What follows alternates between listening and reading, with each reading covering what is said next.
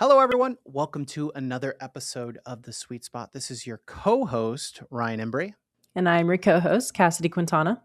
We're excited to have you here with us for another edition of our TMG Hospitality Trailblazers series. If we've been running this series for quite a while, paving those management companies, individuals that are paving a way into the future for hospitality, which feels like is changing on a weekly basis. I've been really looking forward to this episode. A familiar face and voice with us. It's the first time you're joining us virtually. Kim Wootteon, Senior Vice President, Commercial Strategies at Kampgrounds of America. Kim, thank you so much for joining us back on the Sweet Spot. Yes, it's great to see you both. Thanks for having me today. Yeah, we're going to have a super fun conversation. You have an incredible brand. We can't wait to jump in. But before we start talking about Kampgrounds of America and KOA, I want to start because we missed it when we were in Arlington at the Digital Transformation Summit of getting a little bit about your hospitality background and journey that led you to such a cool position at KOA. Yeah, I so my kind of career path has been quite interesting. It's really led to the role I have today. So the first 12 years of my career was spent in retail, and for all of you millennials, I started with PacSun. I was an OG skate and surf lifestyle fanatic, and I worked in retail for 12 years and really learned operations, marketing, and quite frankly, leadership. Praxon was a really great people-centric company, and that's really where I got my foundation for leadership and my drive for results. And then I spent, transitioned from retail into, the more traditional hospitality sector, and worked for 4 years with Marshall Hotels and Resorts, leading sales, marketing, and diving into revenue management. And then was recruited by a company called Blue Water Development, who was really pioneers within the outdoor hospitality industry and very traditional owners in the indoor hospitality industry. So, a great experience. I was introduced to KOA with them, and the entire glamping and camping sector of hospitality, which was super exciting. And then also got to work with some really great brands such as Marriott and Hilton and IHG, and independent properties, independent campgrounds. It was quite an eclectic mix of properties that I got to support in sales, marketing, and revenue. And I joined KOA about 5 years ago, leading marketing at the local level. And in 2022, we established the commercial strategy team at KOA, and I now oversee revenue management, local marketing or field marketing, retail, distribution, and sales across the entire KOA portfolio, both our owned assets and our franchise locations, and support for KOA Inc. as well. So this is why I love this question so much because we get such an eclectic melting pot of backgrounds of hospitality professionals, maybe starting in retail. I hear F&B a lot recently. And then you go from the brands, you go, outdoor hospitality, and you get this big melting pot. And it kind of defines who you are as an industry professional, but also gives you, I think, an appreciation of some of those other places that you've been, or even properties, which, can span from the giant resorts that we've seen all the way to, maybe it is a campsite where it's a lot more local and kind of community and tight knit feeling. Absolutely, absolutely. It's I've enjoyed my journey. It allows me to bring perspective to the work we do every day, that is unique. And we've done a really great job at KOA of hiring a team of leaders, and a team of people in the field with really diverse backgrounds, which I think is a great complement to the diversity across our portfolio. Yeah, I think it's interesting because you talk about this new team that you guys have created at KOA and the things that you're developing and introducing into this outdoor hospitality. But for our listeners who may not know too much about KOA, we have a lot of hotel listeners. So if you can just give us a little bit of background about the brand and how it's found its way to becoming one of the number one, outdoor hospitality leaders. Yes. So KOA was founded in 1962 by Dave Drum in Billings, Montana. And he saw this surge of travelers heading to the World's Fair in Seattle. And he opened the Billings campground on his property along the Yellowstone River. And today, Kampgrounds of America is the largest system of privately owned campgrounds across the US and Canada, with over 500 locations. We have 50 locations that are owned and operated by KOA and 450 plus locations that are franchised. It's a really interesting segment or vertical within the hospitality industry. Um, Incredibly diverse portfolio, incredibly diverse guests. And, we're really fortunate to be the leader within this segment of the industry. And we mentioned at the top of this episode, this is our TMG Hospitality Trailblazers series. Now, I don't think there is a much more fitting brand than KOA as far as being a trailblazer when you think about that term. But I've been surprised to learn from getting to know you and the KOA brand of the different modern way that we kind of talk about trailblazers in our industry. And, so Kim, you and your team have been doing some incredible work. We're going to mention it in this episode, but what do you think makes the Kampgrounds of America brand a true embodiment of trailblazers and trailblazing in our industry right now? It starts really with our vision at KOA. And our vision is to be the world leader in defining and advancing the business and experience of outdoor hospitality. And that's been a focus for our company for years.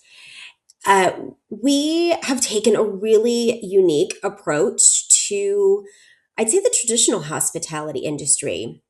We understand camping, we understand hospitality, and we are really committed to being the leader within the not just the outdoor hospitality space, but the overall hospitality space in general. And it really starts with, you know, knowing our guest. And, we are fortunate that we have tons of first party guest data. We have years and years of history, and we're known in our segment of the industry for the research we do to really better understand our guest and how our guest changes and what they expect. So it's a really unique advantage. And the research we provide is not just for KOA and our franchisees, but it's for the entire industry. And trailblazing shows up in a variety of ways, in almost every decision that we make as a brand. So from the guest experience standpoint, we're launching a new KOA.com website that's really powered by AI and focused on personalization and trip planning and, flexible cancellation policies and the guest's ability to manage reservations. So some of the more traditional things that you would see in the hospitality industry, but with some unique features that are custom to how guests like to camp. From an organizational structure standpoint, we have a commercial strategy team, which we really are the only one in the industry that has a full commercial strategy arm. And we have an AI team. We built our AI department at the beginning of this year, and that team continues to grow and really focus both internally and externally on how we can use AI to enhance the employee experience and the guest experience. And then within, outdoor hospitality, technology has kind of always been a little bit of an opportunity. We don't necessarily follow some of the mainstream tech choices that you see in indoor hospitality. So our focus has really been, how do we align with what works well within indoor hospitality? We've been exploring OTA integrations and an RMS integration and enhanced text messaging capabilities and housekeeping modules to help operations be more efficient. Um, it's about really, how can we be the first in the outdoor space to align most closely with what works in indoor hospitality, and then try to address the points of friction where we can that are really unique to outdoor hospitality. Yeah. I love that you mentioned this balance of, outdoor hospitality and what that means to people, but also finding those opportunities for technology, because that is the trend these days, right? Is AI this, AI that, and how can we bring in that technology? And we know that KOA has built, such a recognizable brand in outdoor hospitality. So how do you guys find that you're, balancing and maintaining what Dave built back in the 60s, that trusted legacy of what KOA is, with continuing to try and attract a younger generation, or maybe people that have never been camping before? It is a really fine balance that is not easy. We we truly work at it every day, and we're really, really fortunate to have such a legacy brand and such a trusted brand. And so it's really this balance of, how do we stay rooted in our core values and our mission with connecting people to the outdoors and each other, while meeting guest expectations for who the camper is today. And so, we see participation in camping across all generations, which is really fascinating. In 2025, participation among adults 65 or older reached its highest level in 8 years. So we're seeing this rebound in the boomer population. 25% of all new campers in 2025 were boomers. And at the same time, younger generations, particularly millennials, continue to make camping a really meaningful share of their leisure travel. So it's this, ongoing challenge of, how do we attract and retain campers? It's the same challenge everybody has in our industry. Um, and then keeping existing campers and getting new ones to come back. It's really that frequency question. We've seen some shifts in frequency over the past several years.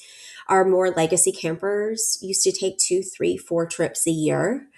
And we're seeing that frequency diminish slightly.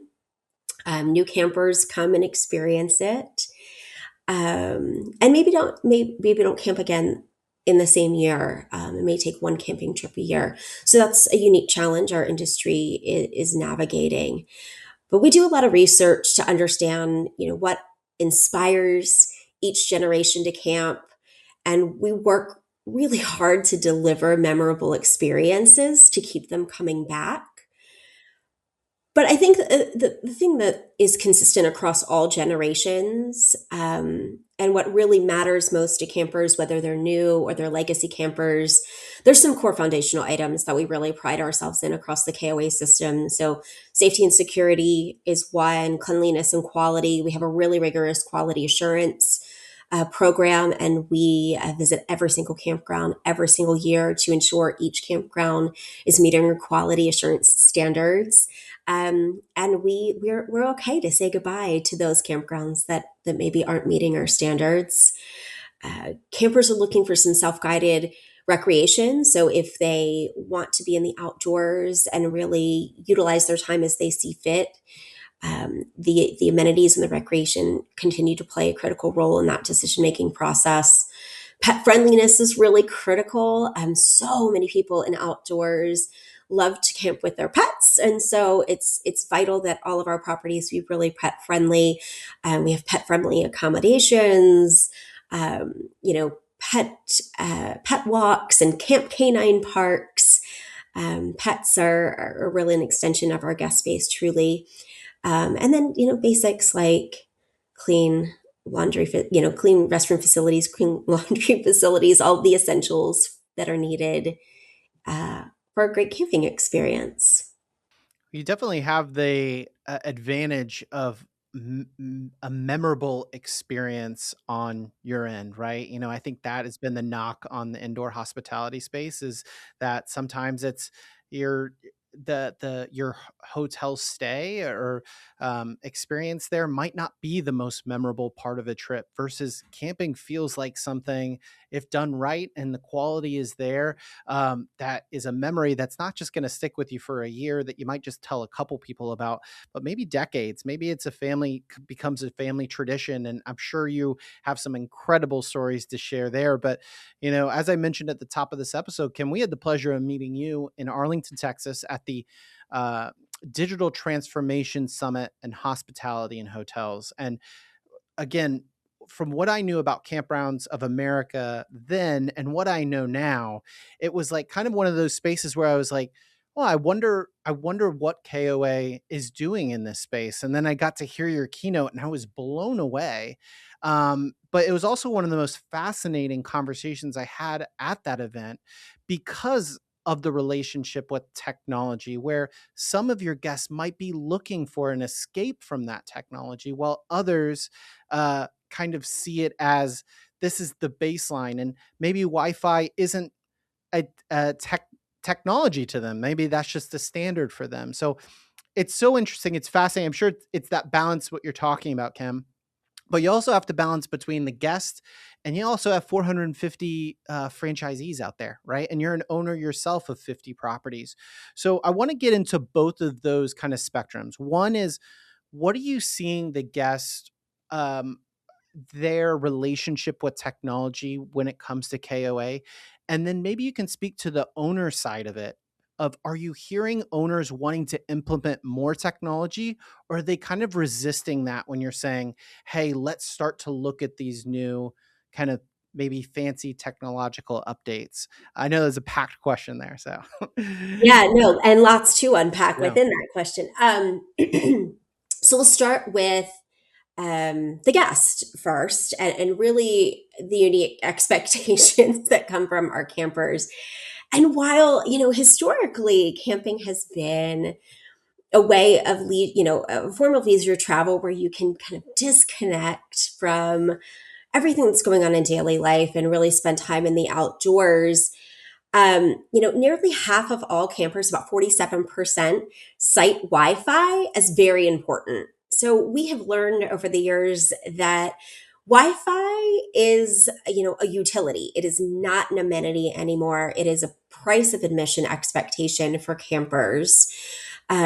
Technology and remote work is still shaping camping behavior. And then Gen Z, is the most likely to work while camping. So, we cater our experiences to every generation, and so Wi-Fi becomes, a critical component.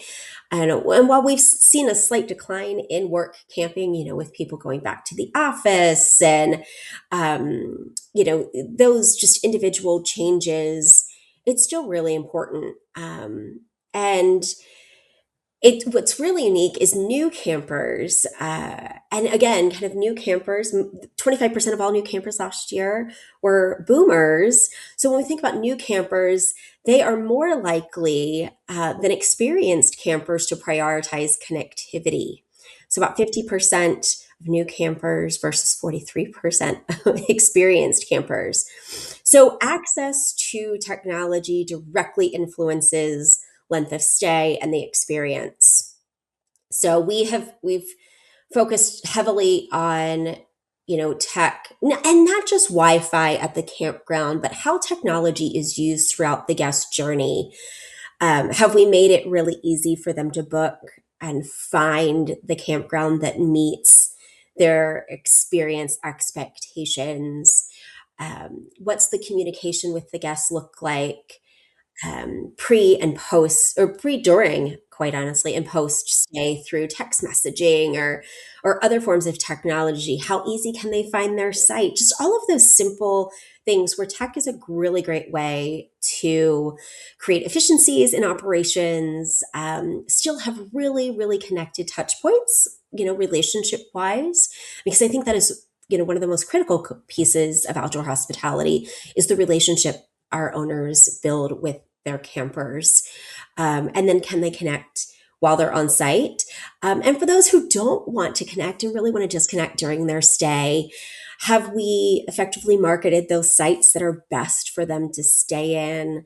Have we created connectivity zones where if they do choose to connect, there's a place on the campground that is best for that, and the rest of the park could be more of a disconnection zone. So really thinking about how a camper is using the space.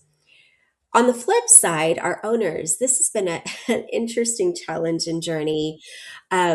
Just like our campers, our owners are incredibly diverse as well. We're really blessed. And I think this kind of lends to the success of our legacy brand. We have legacy owners within the KOA brand. We have franchisees that have been in the system for 50 and 60 years. They've been here since the beginning, and that ownership has passed down through generations, which is really rare to find across our industry today.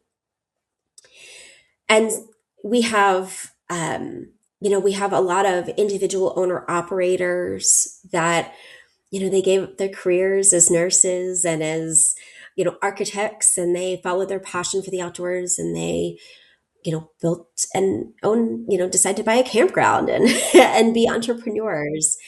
And then we have a lot of investors coming into our space that are diversifying their portfolio. They have hotels, they have public storage, and outdoor hospitality is just a natural transition in their portfolio diversification.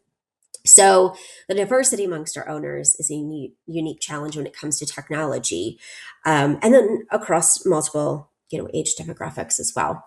So from a Wi-Fi standpoint, we make it a requirement. It is now part of our quality assurance. We incentivize our owners to deliver really great Wi-Fi. We have a Wi-Fi royalty incentive program, and they can receive reduced royalties for a select period of time if their Wi-Fi meets certain standards. We believe it's that important to the guest experience. And then really from tech adoption, I think that's where we see some of the larger pieces of friction as our industry evolves, and we're constantly trying to balance the expectations of the guest with the needs of our owners and operators. Things like a couple years ago, we were getting ready to launch online reservation management. Okay, I can book, I can change, I can cancel my reservation all on my phone through the app or otherwise. And then was faced with quite a bit of resistance because it was different and it was new, and it took some of the control out of the hands of the owner. And so different components of that have kind of made it out to the public, and then there are some key components that have not quite made it out yet. So it's really that balance of how do we meet guest expectations and owner expectations. But at the end of the day, we do have the responsibility to ensure our brand stays profitable and our owners are profitable. And so sometimes we do have to make those decisions that may not be as favorable to our owners, but are truly the best decision for the business. And it comes down a lot to training and education and really making sure they understand. So we're a great learning and development team, great communications team, a great project team that really ensures all of these initiatives come to fruition in the way they need to be successful. When you also, have, like you said, 50 properties that you own and manage, which I'm sure is a great kind of sandbox that you can play before you roll something out, across the entire brand. But, to put this in perspective for our listeners, you just mentioned that, maybe there was some resistance to the online bookings that you were talking about, all the way to the owner that you were talking to me. I had to bring this up again, that there was drones bringing firewood to campsites at a property, right? So, I mean, that is the spectrum that you're Yes. talking about, and I think that also is on the guest side. And that's why you probably, you and your team do such a great job of keeping your ear to the ground with these guests, because and constantly staying. I thought it was a fascinating stat that you talked about, Kim, where you're saying that the first time campers are expecting more tech than maybe your returning campers or campers that have done that before. And I think that is it's a telling statistic of, hey, we're going to try this for the first time. We're going to go camping. And they're coming to the camping site and being like, all right, well, where's the plugs and where's the Wi-Fi and all that stuff, versus the campers that have been there have been like, oh, you're camping. What are you talking about? So interesting. Yeah, it's a fun challenge, Yeah. truly. I'm glad you mentioned that, because when I think about it from a marketing perspective, you've talked about the different types of guests. You also have diverse owners, but you have diverse guests. When you think about hotels in the hotel industry, a lot of them have, their niche and what they expect their demographic to look like when they come visit them. And so they can kind of cater that marketing a little bit better. But you have people ranging from children all the way up until boomers. And so they're all expecting something different and they all want it to be exactly what they want. So when I think about it, I'm Gen Z, this outdoor hospitality thing has really started to become a big thing for us. Like, whether it is because we want to fully disconnect, everything is too technologically advanced now, or I want a little bit of the best of both worlds. I want to feel like I'm in nature, but also I can check my Instagram later if I really need to. So when you guys think about that from a marketing perspective, what do you think is driving that Gen Z interest? But also, how do you develop a marketing strategy so that you can connect with those new campers and that younger generation? Oh my gosh, this is it's a nonstop, kind of everyday challenge that our teams work through at both the national level of how do we really connect the brand to people. I mean, it's so much of the success of our brand, and really camping and outdoor hospitality in general, um, you know, is built off of some, like, this emotional connection to nature and this desire to be outdoors. And how do we how do we how do we be part of that journey, and how can we be a catalyst to creating that experience for people, whether it's their 100th time camping or their first time camping. And you know there's so many different tactics and strategies within the marketing space that are available to us now. And it's constantly evolving. With AI, we were traditionally rooted in SEO, and now we've got GEO to adapt to. But you know the Gen Z population within our camper mix is about 13% of all of our campers as of 2025, and had been up to about 25% of our camper mix in 2022. So, a really significant portion of all of those people that are participating in camping are in that Gen Z demographic. And it really comes down to doing a lot of research and understanding, what what motivates people to connect to a brand, what's important to them, whether it's sustainability or looking at the health benefits from being outdoors, whether it's, you know, the thrill of trying something new and really adventure seeking, whether it's, you know, we camped with our parents as kids and we want to try it again as adults. And the value proposition, for especially Gen Zs, you know not to that point in life where you're fully invested and you have a ton of disposable income. And so camping has always been a really affordable way to travel and leisure travel and experience and see things. So it's this balance of, how do we connect with each generation on the right channel? Social media plays a really critical role in our marketing strategy, having a presence across multiple platforms, Facebook, which tends to cater to a little bit more of our Gen X and baby boomer population, TikTok, Instagram, other channels for Gen Z. So social media plays a really key role, and we've seen a huge insurgence of social media conversions in our marketing strategy over the past several years.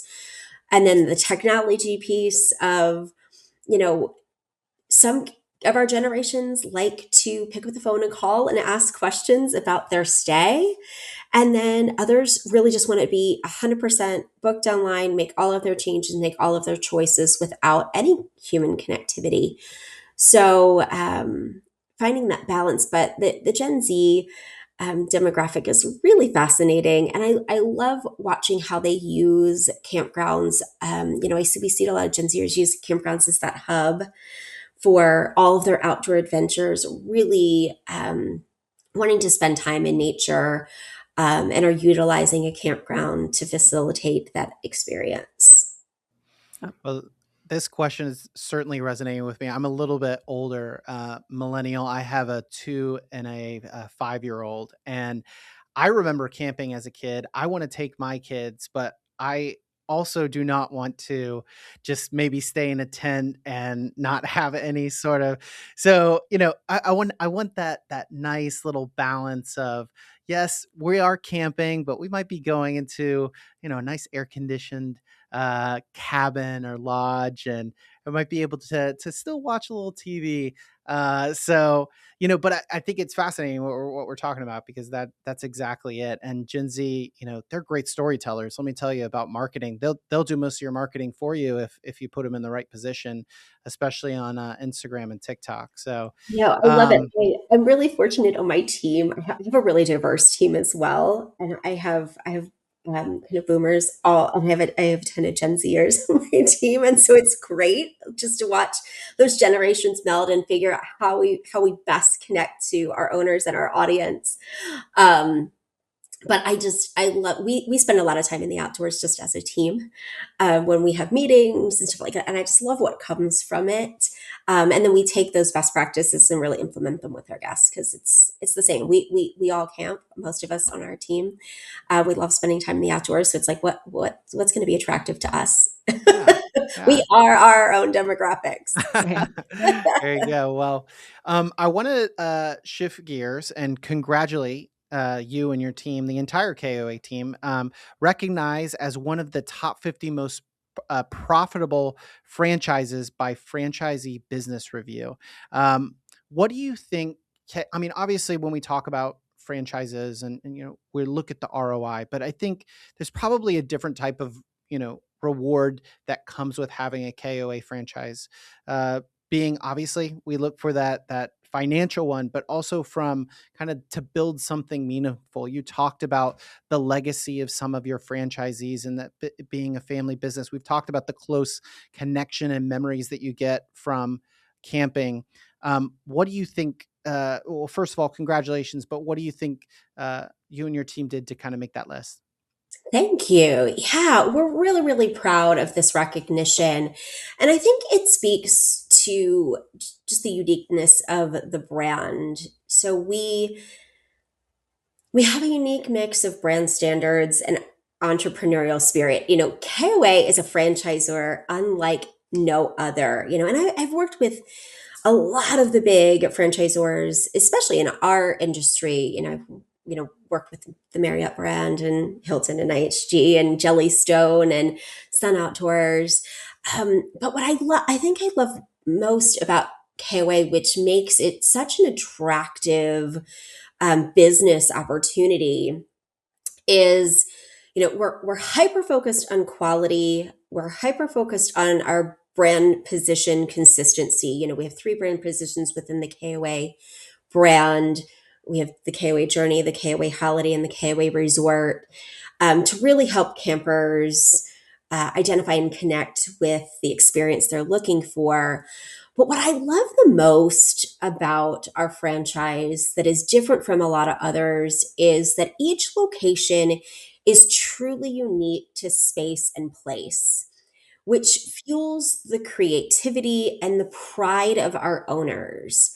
So there are certain things that you will find very standard across the KOA portfolio, And there's an expectation campers have with KOA, but every single location is unique. And that's what makes, the system of campgrounds truly special. You're not going to get the same overall experience at any two locations. And our owners take an immense amount of pride in understanding the market that they're in, understanding their campers, and building an experience that drives them to come back and stay with the KOA brand and book again, and at the same time is quite profitable. So that unique blend of kind of uniqueness and standards is what really sets us apart. And I will say too, I'd be remiss if I didn't shout out just the incredible support that KOA offers its franchisees. I've kind of worked with many franchisors, but the support that KOA offers is quite unique. I'm very, very proud to be part of that. We have an amazing field operations team, franchise operations team. We have a team of just passionate, dedicated franchise business coaches that are working with our owners every single day to help them truly grow their business and optimize their investment in the KOA brand and in their campground. We have a whole coaching team within commercial strategy focused on marketing and revenue and how to be, maximize revenue and optimize profitability. And then multiple other departments across the organization that really their customer is the franchisee. And so I think this is a really adequate representation of the hard work our team puts in to support our owners on a daily basis. Yeah, I mean, what with such a complex ecosystem that we kind of talked about, throughout this episode, it's a true testament to the work you and your team are putting in to be recognized. So again, congratulations to you and your team on that. We're going to shift gears. This is the rapid fire portion of our episode.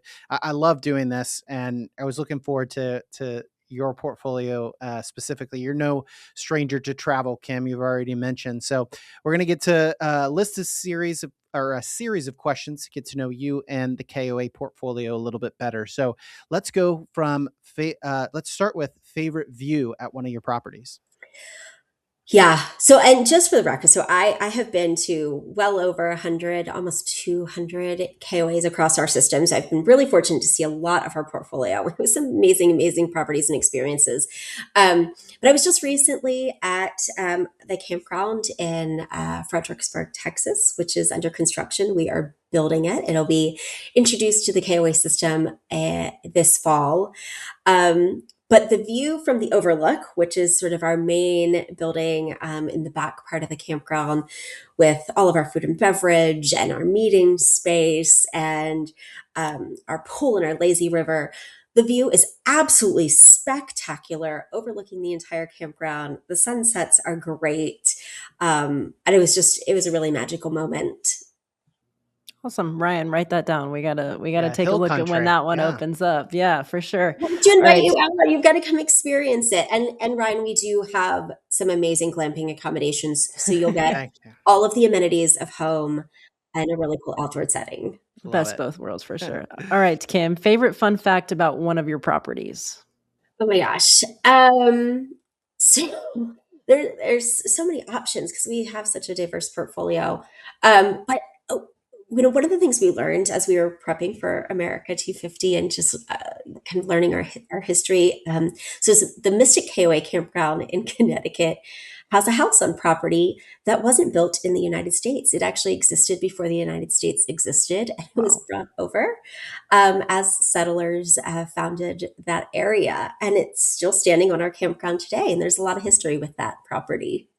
That's It's awesome. one of my favorite questions to ask, just because you get to learn these stories that you would have no idea about. Very, very cool. What about favorite guest experience or amenities at one of your properties, Kim? So the Mount Rushmore KOA resort at Palmer Gulch has a rodeo, like a full on rodeo. So that's a crazy thing to experience. Um, the campground in South Padre Island is right near SpaceX, and we just built these beautiful RV sites along this peninsula on the water, so you can see the SpaceX launches. And then there's simple things like blueberry picking in Covert, and just amazing hiking near some of our national park properties. So It's yeah, awesome. there's too Something for many. There's everybody. too Yeah. many. Something for everybody at every different property. Yes. So kind of with that in mind, what's one of your favorite locations of your properties? So it's funny. So I am a camper myself, and I love to spend time outdoors. And I have kind of this unique mix of properties that I love to visit because every time I camp, I look for a different experience. So I love like Lake Placid, KOA, and that's just that like quintessential camping experience. Really, really wooded and nature driven. If I'm looking for just incredible beauty with really, really amenitized recreation, I love the Astoria KOA on the Oregon coast. If I want a tropical resort retreat, I go to Sugarloaf KOA or, Fort Myers KOA. So I don't know. I can't pick one. I love too many of them, which is my problem and why I'm always on the road and traveling. It's a good problem to have. I know, Exactly. right? That's what I was going to say.